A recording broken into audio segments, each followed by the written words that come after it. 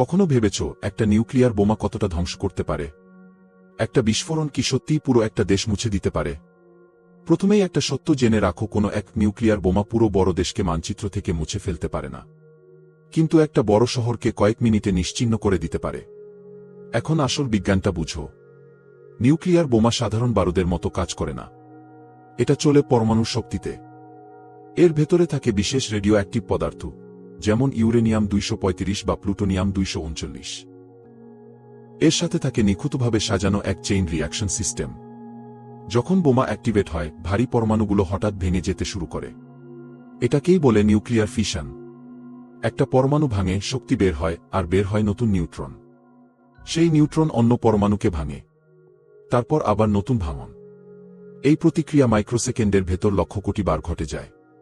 এটাই chain reaction. বিস্ফোরণের মুহূর্তে কি হয়? একটা বিশাল ফায়ারবল তৈরি হয়। তাপমাত্রা লাখো ডিগ্রিতে পৌঁছাতে পারে। কয়েক সেকেন্ডের জন্য সেই জায়গা সূর্যের পৃষ্ঠের মতো গরম হয়ে যায়।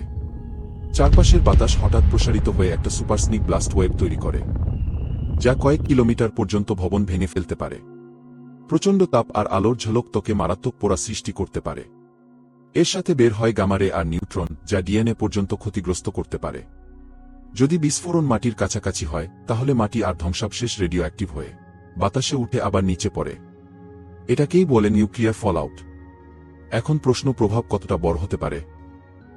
আধুনিক থার্মোনিউক্লিয়ার অস্ত্র হিরোশিমার বোমার চেয়ে শতগুণ শক্তিশালী হতে পারে। তবুও একটা বোমা পুরো দেশ ধ্বংস করতে পারে না। কিন্তু যদি একাধিক নিউক্লিয়ার অস্ত্র ব্যবহার হয়, তাহলে প্রভাব শুধু স্থানীয় থাকবে না। বাতাসে ধোঁয়া জমে সূর্যের আলো কমে যেতে পারে। বিশ্বজুড়ে খাদ্য সংকট তৈরি হতে পারে।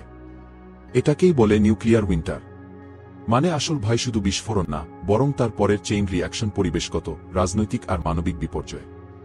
নিউক্লিয়ার বোমা শুধু একটা বড় বিস্ফোরণ না, এটা পদার্থবিজ্ঞানের সবচেয়ে ভয়ঙ্কর শক্তি, যেটা মানুষ একবার আনলক করেছে।